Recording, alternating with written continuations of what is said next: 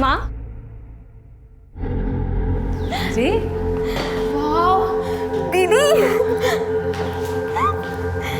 आप बहुत सुंदर दिख रही हो। सच्ची बहुत सुंदर लग रही हो। सच में? किसी की नजर ना लगे तुम्हें। चीज। क्या हुआ माँ? कुछ नहीं, सोच रहे अगले महीने इस घर से विदा होकर चली जाओगी। फिर हमें भी नहीं पता हम आपके और मेघा के बिना कैसे रह पाएंगे। क्या रो रहे हो?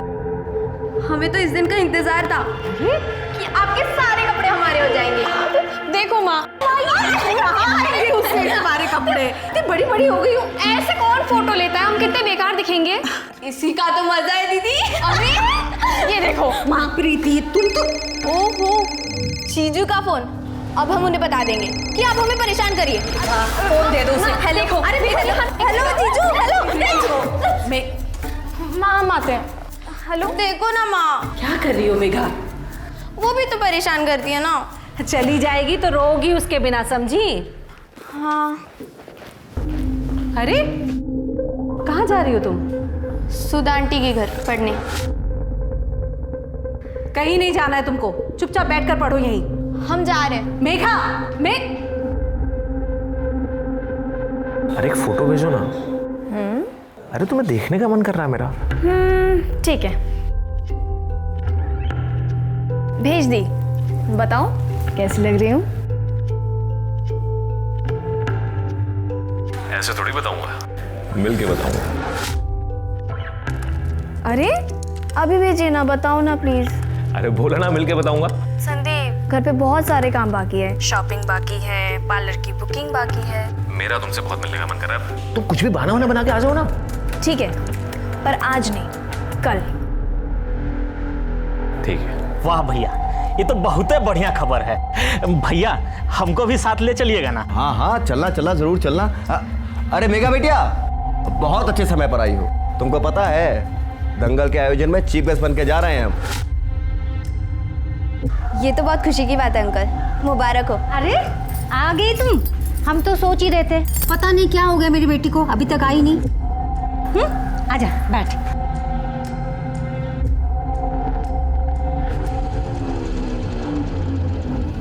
फिर से आलू की सब्जी? कोई दूसरी सब्जी बनानी नहीं आती है क्या? हमको कोई शौक नहीं आलू की सब्जी बनाने की। हाँ, घर में कोई सब्जी है नहीं और पैसा भी नहीं है हमारे पास। तुम्हें जितने मर्जी पैसे दे लो, लेकिन यही रोना रहता कि पैसा है नहीं। अच्छा, कितने पैसे देते हैं आप? 10,000? पढ़ाई लिखाई का खर्चा भी इसी पैसे में से निकालते हैं हम। हाँ तो हमारे पास नहीं है पैसे, सुन लिया?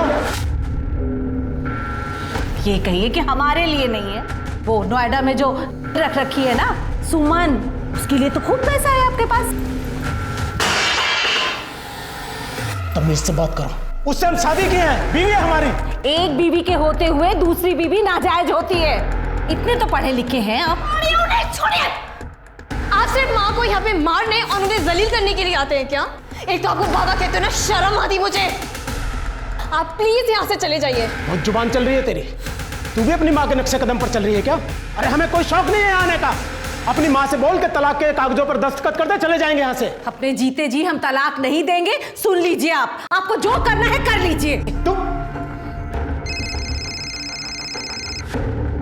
हाँ बेटी एक जैसे हो गए सब।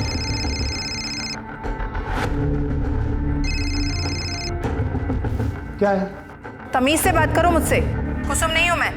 याद है ना तुमने मुझसे वादा किया है कि इस बार तलाक लेके ही घर लौटोगे।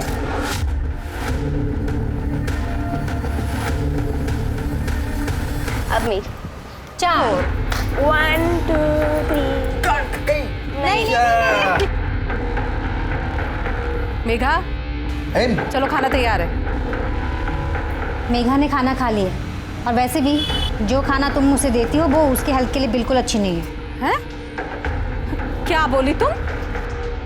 हाँ, अब तुम हमको सिखाओगी कि बच्चा कैसे पाला जाता है? हाँ, अरे तुम्हें तो यहाँ तक भी नहीं पता कि बढ़ती बच्चे को कैसे पालना चाहिए, कैसा खाना खिलाना चाहिए।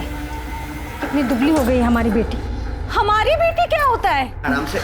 मेघा हमारी बेटी है और हमारी ही रहेगी। और हाँ, अपनी हैसियत के हिसाब से इसकी परवरिश जैसी भी कर रहे हैं अच्छी कर रहे हैं। आप लोगों को टेंशन लेने की कोई जरूरत नहीं है। देखा है हमने प्रीति को, इसलिए कह रहे हैं मेघा को हमें गोद लेने दो। तुम उसकी अच्छी परवरिश नहीं कर सकते हो। 15 साल से हम तुमको बोल रहे हैं। दोबारा इस घर में कदम रखा ना तो टांगे तोड़ देंगे तुम्हारी। पता है तुमको? हाँ?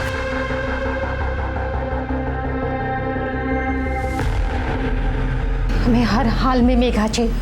तुम चिंता मत करो, ऐसा दाव लगाएंगे कि मेघा हमारी ही होगी। जैसे जैसे शादी के दिन नजदीक आते जा रहे हैं निखरती जा रही हो तुम। अच्छा, अरे ये झुमके तो बहुत अच्छे लग रहे हैं तुम्हारे। सच में? हाँ। माँ ने दिए। पता है संदीप, हमारी माँ ने ना बहुत स्ट्रगल किया है। मैं चाहती हूँ कि मैं उन्हें ज़िंदगी की वो हर खुशी दूँ जो वो डिज़र्व करती है। और इसमें हम तुम्हारे साथ हैं।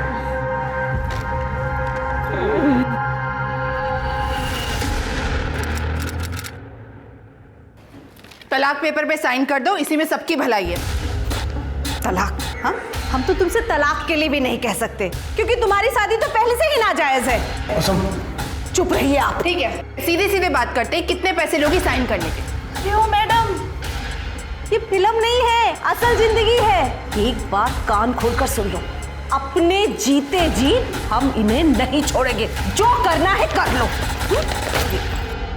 ये क्या कर रही हो तुम? ये लो एक बात और, अब तुम देख लो कि तुमको पूरी जिंदगी इनके साथ ऐसे ही रहना है। हाँ?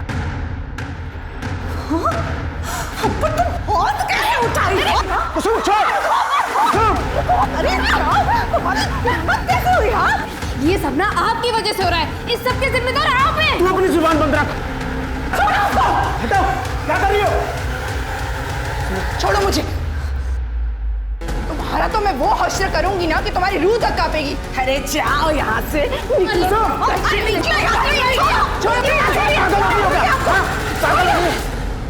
चल हट।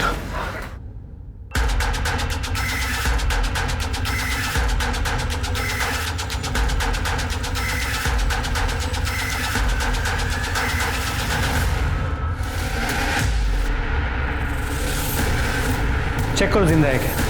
सर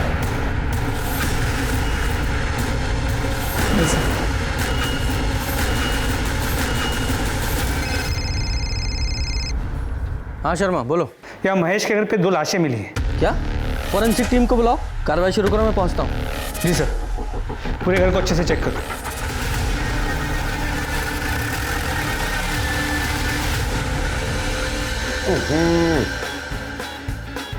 काली मिर्च के अंडे का ये मतलब थोड़ा ही है सुगा की सारी काली मिर्च एक बार में झोंक दी जाए। अरे भाई मिर्च सिर्फ इतनी ही होनी चाहिए कि आदमी जो है 2 से 3 दर्जन अंडे एक बार में दबा के खाए और नहीं तकलीफ भी ना हो, समझे? जी भैया। सर बंद कीजिए प्लीज। क्या हो गया सर जी? आपके पड़ोसी महेश प्रजापति, उनके घर में 2 औरतों की लाश मिली है। क्या? देखा?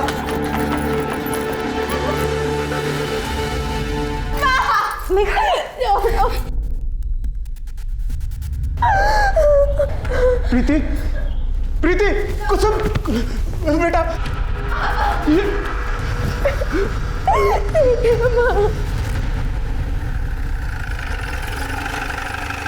सब किस तरफ?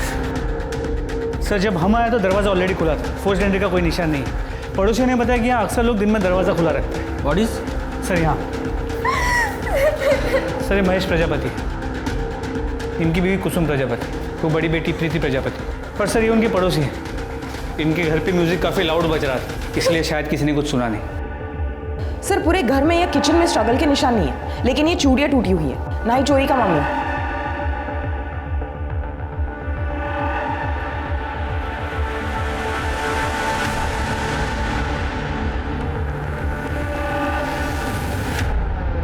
घाव से तो ऐसा नहीं लग रहा कि चाकू से मारा गया है, ऐसा लग रहा है किसी नुकीली चीज से गोदा गया है। मर्डर वेपन मिला? नहीं सर। शर्मा बॉडीज को पोस्टमार्टम के लिए भेजो, फॉरेंसिक को बोलो कि पूरे घर से फिंगरप्रिंट्स उठाएं। जी सर।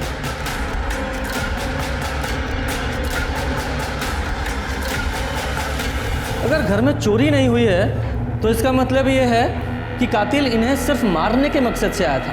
मतलब कातिल कोई जान पहचान वाला ही था। अगर वो अजनबी होता तो यहाँ मेन डोर पे ही हमला करता। या ऐसा भी तो हो सकता है कि वो कातिल दरवाज़ा खुला देख के पहले ही दबे पाँव अंदर छुप कर बैठ गया हो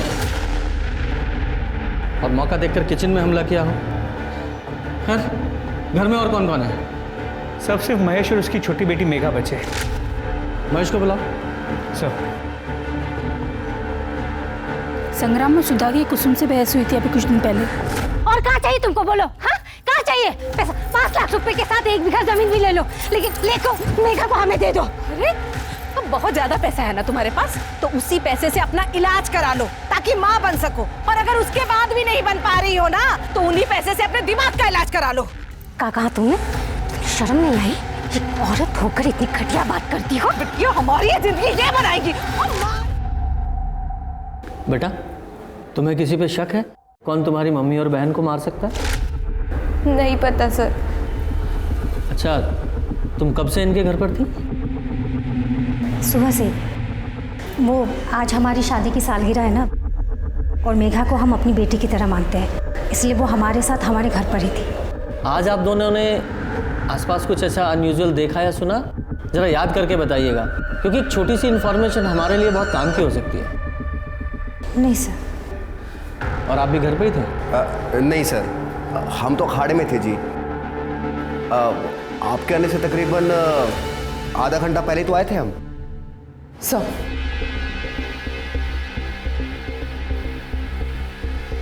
स्मिता, मेघा को लेके जाओ। चलो बेटा। तो मेघा को लेकर आप दोनों की कुसुम से लड़ाई हुई थी? नहीं सर, वो पड़ोसियों में थोड़ी बहुत नोक-झोंक सर, तो। कुसुम अब नहीं रही, उसके बारे में कुछ कहना नहीं चाहते हैं।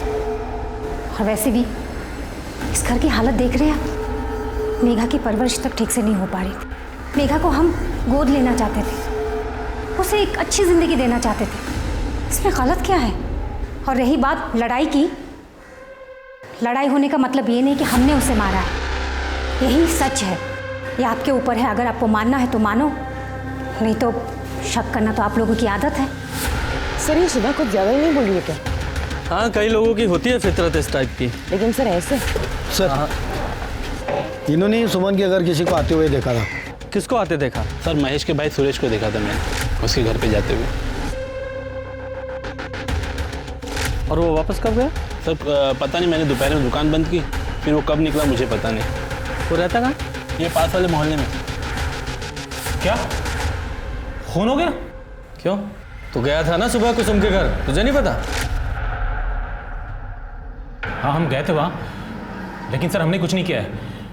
जब हम वहाँ से निकले थे तो वो लोग बिल्कुल ठीक थे, एकदम सही सलामत। क्या तुम फिर से उससे मिलने गए थे? तुमने कसम खाई थी ना कि तुम उस कुसुम से मिलने नहीं जाओगे। कुछ पूछ रही हूँ मैं। मतलब इस आदमी का चक्कर उस कुसुम के साथ चल रहा है।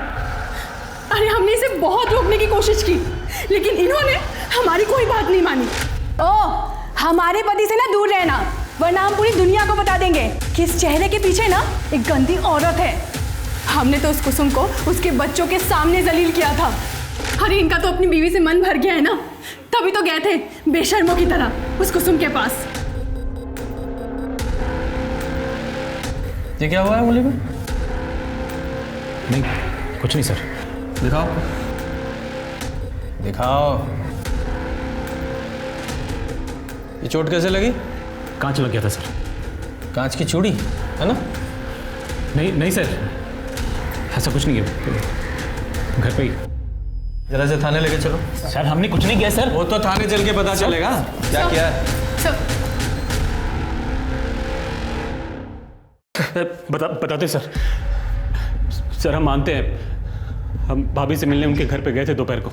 देखो भाभी, कुछ गलत नहीं है इसमें। नहीं, अब हम ये पाप नहीं करेंगे। ठीक है, फिर तो एक ही रास्ता बचा है हमारे पास, हमें भैया को सब बताना पड़ेगा। तुमको जो करना है करो, क्योंकि गलती तो हमसे हुई है, पर अब तुम जोर जबरदस्ती कर रहे हो हमसे। जबरदस्ती? चाचा जी छोड़िए नहीं। चाचा जी आप जाइए यहाँ से। इसके पहले चाची यहाँ मेरी माँ को कुछ उल्टा सीधा बोले। बहुत गलत कर रही हो तुम, पछताओगी। यही सच है सर, हम जो कुछ भी जानते थे आपको बता चुके हैं, हमें जाने दीजिए सर। लेकिन ये अधूरा सच है, जब तक ये पूरा सच नहीं उगलता खातिरदारी करते रहो। सर इस केस में बहुत उलझन है। देखा जाए तो कुसुम की मौत से सबसे ज़्यादा फायदा महेश को था। ये भी हो सकता है कि सुरेश ने अपने और कुसुम के रिश्ते के बारे में महेश को बताया हो। महेश को गुस्सा आया, उसने कुसुम को मार दिया, और जब वो कुसुम को मार रहा था प्रीति ने देख लिया, तो इसलिए उसे प्रीति को भी मारना पड़ा। सर वैसे मोटिव संग्राम और सुधा के पास भी है, क्योंकि कुसुम और प्रीति के मौत के बाद महेश खुशी खुशी मेघा को इन दोनों को गोद दे देता है ताकि वो अपनी जिम्मेदारियों से मुक्त हो सके। हो सकता है, लेकिन ये सुरेश अपनी भाभी कुसुम को संबंध बनाने के लिए ब्लैकमेल कर रहा था, और मर्डर वाले दिन वो उसके घर भी गया था, उसके हाथ में भी चोट लगी है। ये सारी चीजें इशारा करती हैं कि वो कातिल हो सकता है। सर और एक शख्स है जो माँ और बेटे को मार सकता है, सुमन, क्योंकि उसने इन दोनों को धमकी दी थी। लेकिन कोई खुद मर्डर करके खुद कंप्लेंट लिखाने क्यों आएगा? कंफ्यूज करने के लिए सर। जब कुसुम ने सुमन को 10 तारीख को घर से बाहर निकाला था, तो 10 तारीख को ना आके 11 तारीख को कंप्लेंट लिखाने क्यों आएगी? ये महेश है, इसने मेरे साथ धोखा किया है। Yes, she has a point. Sharma, इस महेश और सुमन की सीडीआर निकालो और ये पोस्टमार्टम रिपोर्ट को जल्दी से जल्दी देने के लिए बोलो। जी सर। और महेश के वकील को तुम फॉलोअप कर रही थी ना, क्या हुआ उसका? सर उसके ऑफिस में मैसेज भिजवाया है। और वो संग्राम, उसका वो चमचा सुग्गा, बुलाओ सर। जी सर। तुम्हें पुलिस के पास जाने की ज़रूरत क्या थी? हम तो रास्ता निकाल ही रहे थे ना। तुम तो चुप ही करो। तुम इस लायक होते ना तो मुझे बीच में पढ़ने की ज़रूरत ही नहीं होती। पर अब क्या फ़र्क पड़ता है इन बातों का? मुझे जो चाहिए था वो तो मुझे मिल गया।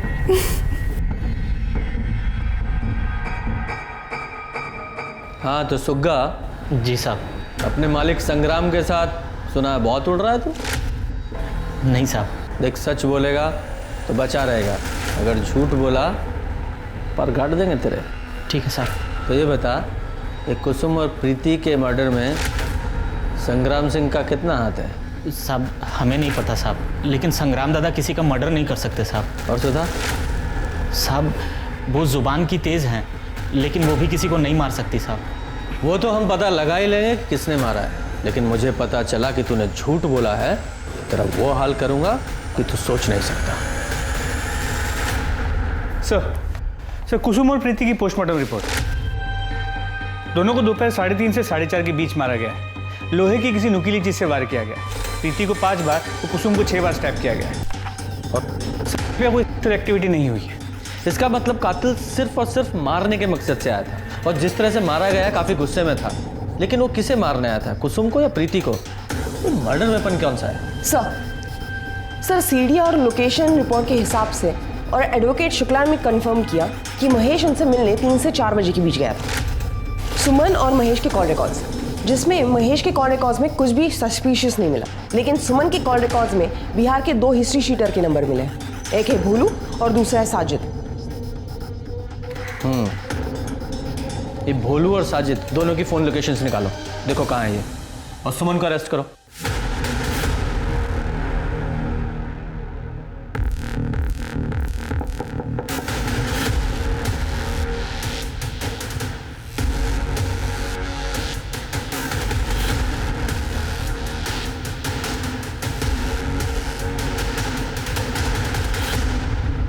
तुम्हारे सीडीआर और भोलू और साजिद के फ़ोन लोकेशन से पता चला है कि वो दोनों कॉन्ट्रैक्ट किलर भी सेम डे यहाँ मेरठ में ही थे।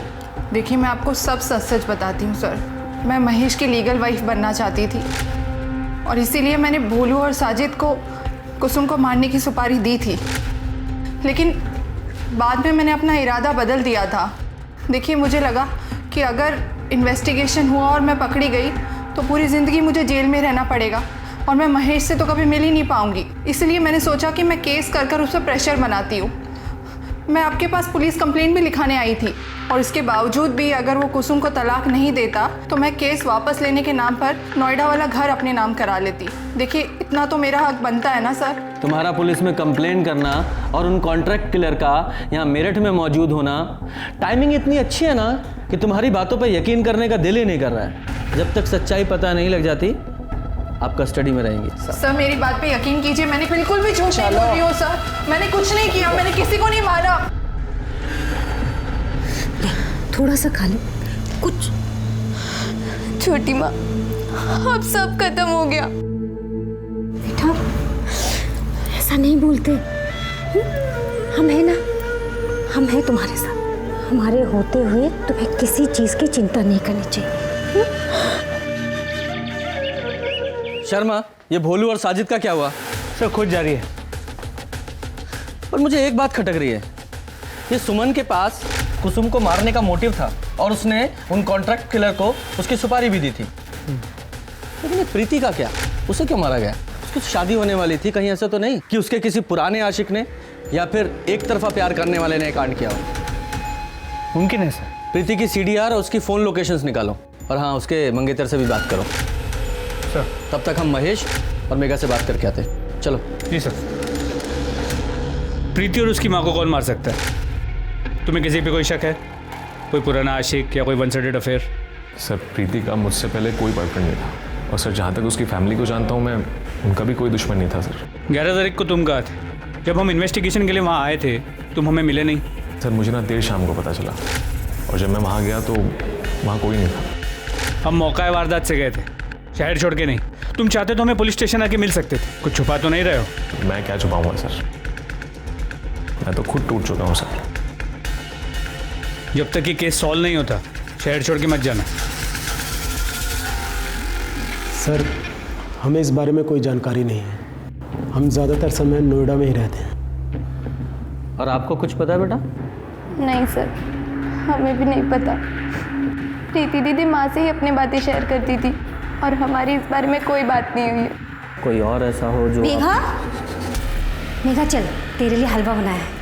माफ़ कीजिएगा सर, इसके एग्ज़ाम से उसे पढ़ना भी। चल चल जा बेटा। ठंडा हो जाएगा तो तुझे बिल्कुल पसंद नहीं। जी ये सुधा जी है, हमारी पड़ोसी, मेघा का बेटी की तरह ख्याल रखती है। सर मुझे लगता है सुधा के हाथों ही मर्डर हुए होंगे। देखा ना आपने, जैसे ही हम पहुंचे वो भी आ गई। उस दिन भी उसने जानबूझकर मेघा को अपने घर पे रखा ताकि वो प्रीति और कुसुम को मार सके। पूजा एक काम करो, अपने कांस्टेबल को सिविल यूनिफॉर्म में इस मोहल्ले पे निगरानी पे लगा दो। जैसे ही कुछ अनयूजुअल दिखा उठाएंगे इनको। सर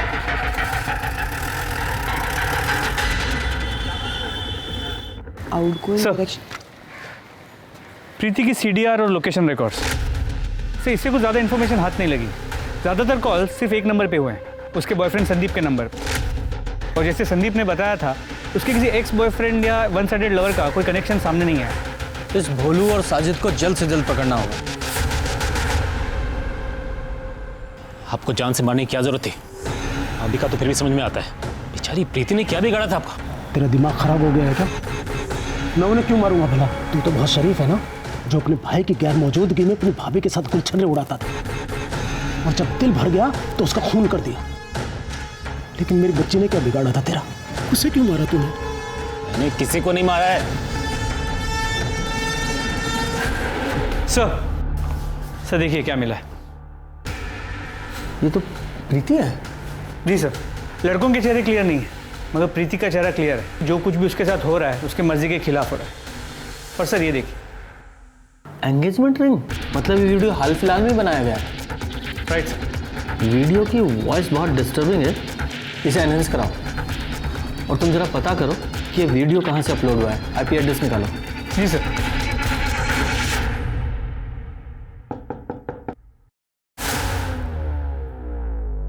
जी बोलिए।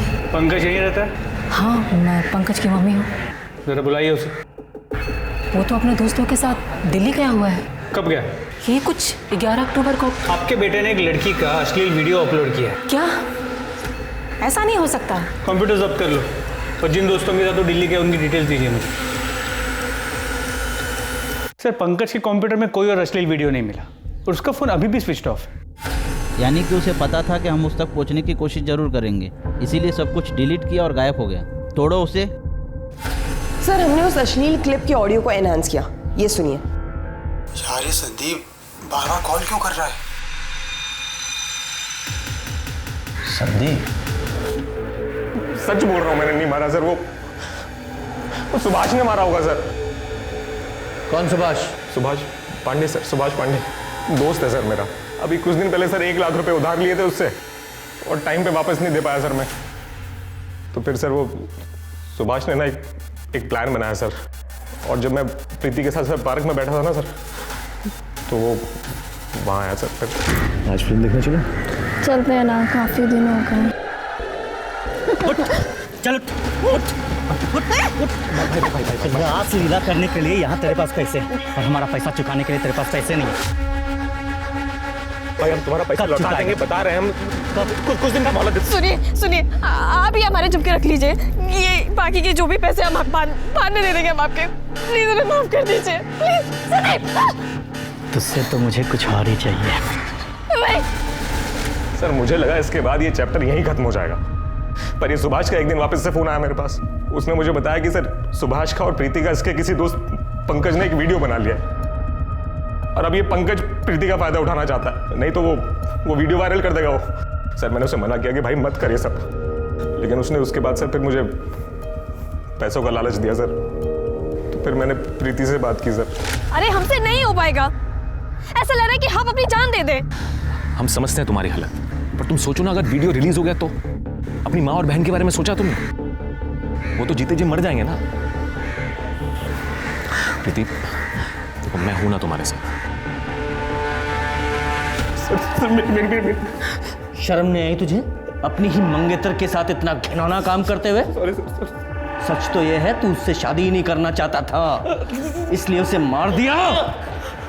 प्रीति को मारते हुए तुझे उसकी माँ कुसुम ने देख लिया तो तूने उसे भी मार दिया। सर मैंने नहीं मारा सर किसी को, मैं कितनी बार बताऊं सर, जो सस्ता बोल दिया आपको सर। कुछ नहीं किया सर। सर संदीप मेरे पैसे नहीं लौटा रहा था, तो हमने संदीप से पैसे के बदले प्रीति के साथ एंजॉय करने की बात कही और वो मान भी गया, लेकिन तभी पंकज ने वीडियो बना लिया और उसके बाद प्रीति हम दोनों को एक साथ देखकर शॉक हो गई थी। ये सब तुम्हारा प्लान था ना? देखो ऐसा है, संदीप को पता चलेगा तो तुम्हें छोड़ेगा नहीं। ये सब उसी का किया हुआ प्लान था। पहली बार बेहोश नहीं हुआ था, बेहोशी का नाटक कर रहा था। नहीं तुम झूठ बोल रहे हो। ये सुनो, देख मैं ना बेहोशी का नाटक करूंगा और तू अपना काम कर लियो, इसके बाद तेरा मेरा 1 लाख का हिसाब बराबर। तो तूने उसे इसलिए मार दिया कि अब वो तेरे हिसाब से नहीं चल रही थी, या फिर इसलिए कि वो हमारे पास आने का सोच रही थी? ऐसा कुछ नहीं है सर, मेरा यकीन कीजिए, हमने किसी को नहीं मारा। जरूर पंकज ने मारा होगा, वो बहुत सनकी आदमी है सर। तोड़ते रहो इसे। ये संदीप और सुभाष दोनों को कस्टडी में रखो और दोनों की कॉल लोकेशंस और फोन लोकेशंस निकालो। कुसुम के घर में जो फिंगरप्रिंट्स मिले हैं वो इन दोनों के फिंगरप्रिंट से मैच करा के देखो। और ये पंकज, उसका कुछ पता चला? सर उसका लोकेशन ट्रेस हो गया। उसने कल अपना फ़ोन ऑन किया था, वो दिल्ली में नहीं मुंबई में। लोकल पुलिस को कांटेक्ट किया है, होपफुली जल्दी पकड़ लेंगे। वेरी गुड शर्मा, एक बार ये पंकज हाथ में आ गया ना तो सच्चाई तक पहुंच सकते हैं। सुमन ने कबूल किया है कि उसने तुम दोनों को कुसुम को मारने की सुपारी दी थी और तुम दोनों ने कुसुम और प्रीति दोनों को मार दिया। नहीं साहब, हमने मारा नहीं साहब, वो औरत झूठ बोल रही है साहब। फिलहाल तो हमें कुसुम को मारने की सुपारी मिली थी साहब, फिर मैडम ने ये भी कहा था कि कॉन्ट्रैक्ट कैंसिल कर दो, लेकिन हमने पहले ही बताया था हमारे धंधे में पैसे वापस नहीं होते, तो उन्होंने हमें पैसे दे दिए साहब। कहानी अच्छी है तुम्हारी, चलो देखते हैं कि थोड़ी और मार खाने के बाद तुम्हारी सच्चाई बदलती है वही रहती है। थोड़ा जरा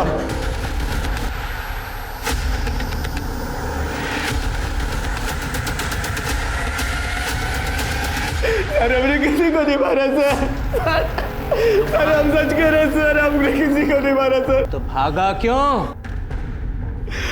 क्योंकि हम डर गए थे सर। हमें लगा था कि मेघा ने हमारा नाम ले लिया तो हम फंस जाएंगे सर। मेघा तेरा नाम क्यों लगी? क्योंकि हमने उसके साथ बदतमीजी की थी। कब? सर 11 अक्टूबर को। देखो, इस जंजाल से निकलने का तुम्हारे पास एक ही तरीका है, तुम्हारी छोटी बहन मेघा, उससे हमें एक बार मिलवा दो। हमारी बहन के नज़दीक भी मत जाना, क्योंकि अगर तुमने ऐसा किया ना तो इस बार हम पक्का पुलिस के पास चले जाएंगे, समझे तुम? इसलिए गुस्से में आके हमने प्रीति का MMS अपलोड कर दिया सर। और फिर हाथ मत लगाओ, अगली बार परेशान करने की कोशिश की ना तो हम पुलिस में कंप्लेंट कर देंगे। अरे हम डर गए थे सर, हमें लगा मेघा ने अगर घर वालों को या आपको हमारे बारे में बता दिया तो इसलिए हम घर छोड़ के भाग गए थे सर, लेकिन हमने किसी को मारा नहीं है सर। इससे सब पूरा सच उगलवाओ। बेटा, तुम्हारे साथ किसी ने बदतमीजी करने की कोशिश की थी? देखो बेटा, झूठ मत बोलना, क्योंकि जिसने बदतमीजी की थी उसने खुद हमारे सामने कबूला है। हाँ। तो ये बात तुमने पहले क्यों नहीं बताई? डर गई होगी, समाज में लोग तरह तरह की बातें करते हैं, भूल गई। आप समझदार हैं ना, तो फिर हमारे काम में दखलंदाजी क्यों कर रही हैं आप? हमने उससे पूछा है ना, आपको जवाब देने की क्या ज़रूरत है? अगर नेक्स्ट टाइम आपने ऐसा किया, आपको अरेस्ट करके थाने लेके जाऊंगा, वहीं पूछताछ करूंगा मैं। शांत बैठिए आप। बोलो बेटा। हम डर गए थे, समाज में लोग तरह तरह की बातें बनाते, हम भूल गए।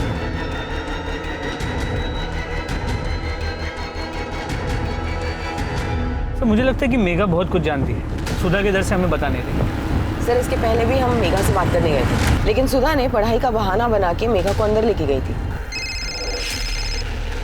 हेलो, ठीक है। तो सुभाष, संदीप, पंकज, भोलू, साजिद, किसी के भी फिंगरप्रिंट्स मैच नहीं हो। अगर इनमें से किसी ने नहीं मारा तो फिर और कौन हो सकता है? राम राम संग्राम। अरे राम राम चाचा जी, राम राम राम राम। भाई क्या बात है, आजकल अखाड़े नहीं जा रहे हो? चाचा जी क्या बताएं, ससुरा घुटने में थोड़ी चोट लगी हुई है, इसलिए 10-12 दिनों से अखाड़े जा नहीं पा रहे, लेकिन जल्दी जाना शुरू करेंगे अखाड़े। इन सब के पास कुसुम और प्रीति को मारने का मोटिव तो था, लेकिन हमारे पास इनके खिलाफ कोई पुख्ता सबूत नहीं है। हमें तो ये तक नहीं पता कि मर्डर वेपन क्या है और वो कहाँ है। डेड एंड पे खड़े हैं हम। हेलो, ठीक है सर, हमारे कांस्टेबल यादव का कॉल था। वो कह रहा है कि संग्राम की घुटने पे चोट लगी हुई है, इसलिए पिछले 10-12 दिनों से वो अखाड़ा नहीं गया। इसका मतलब है वो हमसे झूठ कह रहा था कि 11 अक्टूबर को वो अखाड़ा गया था। और आप भी घर पे ही थे? नहीं सर, हम तो अखाड़े में थे जी। मतलब ये फैमिली कुछ छुपा रही है। याद है ना, जब इस फैमिली से हमने पूछा था वो मेघा के खरीदने वाली बात, तो ये सुधा तो कॉन्फिडेंट थी, लेकिन ये संग्राम नहीं। लेकिन सिर्फ शक के बिना पर, बिना सबूत के हम कुछ नहीं कर सकते। पूछताछ करने के लिए हमें इसे अरेस्ट करना पड़ेगा। लेकिन सर, किस बिना पर? फेक चार्जेस लगाते हैं, लेकिन हम उसे 24 घंटे से ज़्यादा कस्टडी में नहीं रख सकते। शर्मा, आज फ्राइडे है ना? जी सर। आज इसे अरेस्ट करो। कल सैटरडे और संडे कोर्ट बंद रहेगा, मंडे से पहले जमानत नहीं मिलेगी। समझ गया।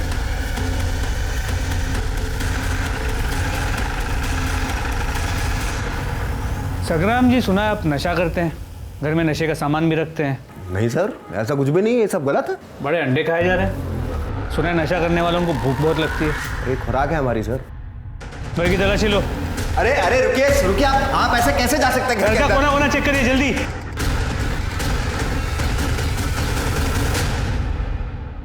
संग्राम जी, ये क्या है? आप बिल्कुल चिंता मत कीजिए, हमें पता है आप बेकसूर हैं, हम वकील से बात कर लेंगे। अरे सर जी, आपको कोई गलतफहमी हुई है, मैं कभी भी अपने घर पे गाजर लेके नहीं गया। तो फिर तूने झूठ क्यों बोला कि तू 11 अक्टूबर को अखाड़े में गया था? तेरे घुटने में दर्द था ना, घर पे ही था ना तू? अरे सर, मैं गया था उस दिन अखाड़े में, हाँ, पर मैंने वहां कोई काम वाम नहीं किया था। चल ठीक है, मान ली तेरी बात। अब तो हमें सिर्फ इतना बता कि कुसुम और प्रीति का खून किसने किया। तेरे जो गांजे वाले चार्ज है ना, ये हटा देंगे। ओ, तो इसलिए लाया आप लोग हमें यहाँ? तो ऐसा है सर जी, हम नहीं जानते किसने मारा उन दोनों को। तो ठीक है, फिर हो जा सजा के लिए तैयार। आप जानते नहीं सुधा को, हमें हर हाल में यहाँ से बाहर निकाल देगी, देखते रहिएगा आप। ऐसा है पहलवान, देख आज है शुक्रवार और शनिवार और इतवार रहती है कोर्ट बंद। सोमवार से पहले तेरी जमानत नहीं होने वाली। अब 3 दिन तू यहीं रहेगा। अब सोच ले, अपनी हड्डियां तुड़वाएगा या सच बताएगा?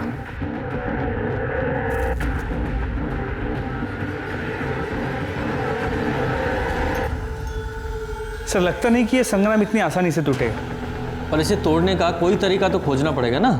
सर मैंने एक चीज़ ऑब्जर्व की, जब जब हम संग्राम से मिलने जाते हैं या तो वो खाता होता है या उसके पास खाने का बहुत सारा सामान पड़ा होता है। तो पहलवान लोग तो ऐसे ही होते हैं। हाँ, लेकिन शर्मा इसका मतलब ये भी है कि उसे दिन में कई बार खाने की आदत है, और आदमी की आदत ही उसकी कमज़ोरी होती है, और हमें उसकी इस कमज़ोरी का ही फ़ायदा उठाना है और उसे हथियार बनाना है।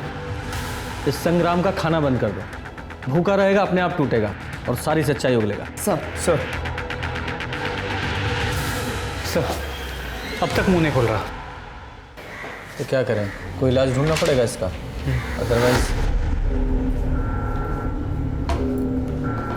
संग्राम जी के लिए खाना लाए। क्या हम अपने पति से मिल सकते हैं? जी नहीं, आप उनसे नहीं मिल सकती। टिफिन यहीं छोड़ दीजिए, हम दे देंगे। सर आपके हाथ में तो अधिकार है उन्हें बेल पे छोड़ने के लिए, तो फिर किस लिए उन्हें परेशान कर रहे हैं? हम परेशान नहीं कर रहे हैं, और ना ही बेल पे छोड़ने का अधिकार हमारे पास है, वो कोर्ट के पास है। उन्हें बेल वहीं से मिलेगी। लेकिन सर मंडे तक हम कुछ नहीं कर सकते। देखिए, वो तो हम भी कुछ नहीं कर सकते। सॉरी। अब जाइए, टिफिन दे देंगे।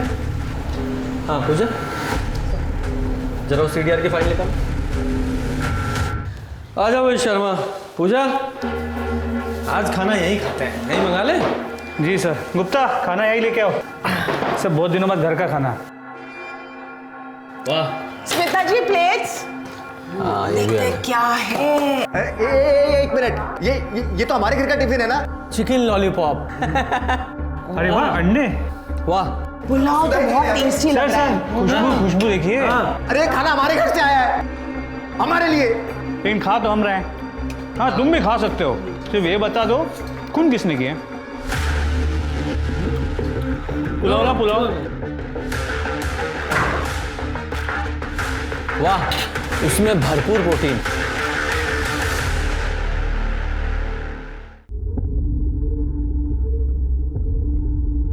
मैडम। अरे सुधा जी, आप टिफिन लेके आ गई? जी सर। अच्छा हुआ, कल का खाना बहुत अच्छा था। ऐसे संग्राम जी ने कहा। सर वो उनसे एक बार मिल पाते थे। नहीं, हम टिफिन दे देंगे, आप जाइए, आप नहीं मिल सकते। चलो। वाह वाह वाह, आज फिर चिकन। बाबा वैसे संग्राम जी, आपकी बीवी खाना बहुत अच्छा बनाती है। अरे भाई जल्दी, आज क्या है आज? Sir chicken biryani, chicken curry और ये दाल मखनी। एक काम करो शर्मा। हाँ। अरे पहलवान के घर से खाना आया है, 2 दिन हो गए, कुछ खाया नहीं है, थोड़ा सा भाई को भी दो। ये लो पहलवान, खा लो, घर का खाना है। बस इतना सा? अरे नहीं खाना मैं। सर लगता नहीं कि संग्राम कुछ बताने वाला है, या फिर ये भी मुमकिन है उसे सच में कुछ पता ना हो। सिर्फ आज रात का डिनर बचा है। कल सुबह नाश्ते के साथ सुधा बेल के पेपर्स भी ले आएगी। शर्मा, एक आखिरी दाव चल के देखें? चलो। अरे शर्मा, अरे भाई जल्दी खाना लाओ, भूख लगी है। लाया सर। शर्मा जल्दी खोलो, भूख लगी है। सर आज फिर से चिकन। आहा बिरयानी, वाह। खुशबू तो बहुत अच्छी आ रही है। हाँ पहलवान, ये लीजिए। खाओगे? बहुत अच्छा है। सच, हम आपको सब कुछ सच से बता देंगे, लेकिन पहले हमें पूरा टिफिन दीजिए खाने के लिए। पहले स्टेटमेंट, फिर खाना। खत्म करो। अच्छा ठीक है, ठीक है, ठीक है, हम आपको सब कुछ सच से बताते हैं। देखिए, हमें सच में नहीं पता कि कुसुम जी और प्रीति को किसने मारा, पर हाँ, सुधा ने हमें सुवा दिया था छुपाने के लिए। हमने उसे मिट्टी में गाड़ दिया। अब खाना दीजिए फटाफट। चलो।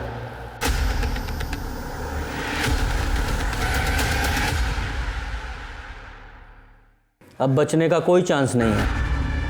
हमें मर्डर वेपन मिल चुका है। अब बहुत जल्द ही फॉरेंसिक को उस पर से फिंगरप्रिंट्स भी मिल जाएंगे। सर हमने कुछ नहीं किया। हमने मारा है उन दोनों को। हमारी माँ बिल्कुल अच्छी नहीं थी।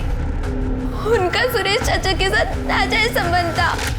जब बाबा घर पे नहीं होते थे तो सुरेश चाचा, बाबा ने हमें बताया था कि वो इसीलिए माँ से तलाक लेना चाहते, और हमें सुधा आंटी के घर बहुत अच्छा लगता था, इसलिए हम वहीं रहते थे। फिर अचानक पंकज ने हमारा पीछा करना शुरू किया। हमने उसे नजरअंदाज किया और एक दिन पंकज ने हमें प्रीति दीदी का एक वीडियो दिखाया। पंकज ने कहा कि दीदी ने वो काम पे पैसे लिए थे। हमारा खून खौल गया। और अरे क्या हुआ, कुछ चाहिए तुम्हें? हमने तुम्हारा वीडियो देखा। किसने भेजा तुम्हें? उससे क्या फर्क पड़ता है, उस वीडियो में आप ही हो ना। देख मेघा, जैसा तुम समझ रही हो ना वैसा कुछ भी नहीं है। तुम्हें नहीं पता कि हमारे साथ क्या क्या हुआ है। दीदी आप उस वीडियो में अपनी मर्जी से थी, और तो आपने उस वीडियो के पैसे लिए। शी दीदी, हमें ना आप पे शर्म आती है। आप भी हमारी माँ की तरह बन गई है। और इतनी हिम्मत कैसे हुई माँ के बारे में ऐसा बोलने की? आइंदा माँ के बारे में ऐसा मत बोलना, नहीं तो हम तुम्हारा मुंह तोड़ देंगे। प्रीति, हमने कपड़ों को जला दिया और संग्राम जी को सुबह छुपाने के लिए कह दिया। तुम्हारी माँ और तुम्हारी बहन दोनों ब्लैकमेल हो रही थी और तुमने बिना सच्चाई जाने अपने परिवार को खत्म कर दिया। तुम्हें उन दोनों को मारने के जुर्म में अरेस्ट किया जाता है और सुधा, तुम्हें दोषी को हेल्प करने और सबूत मिटाने के जुर्म में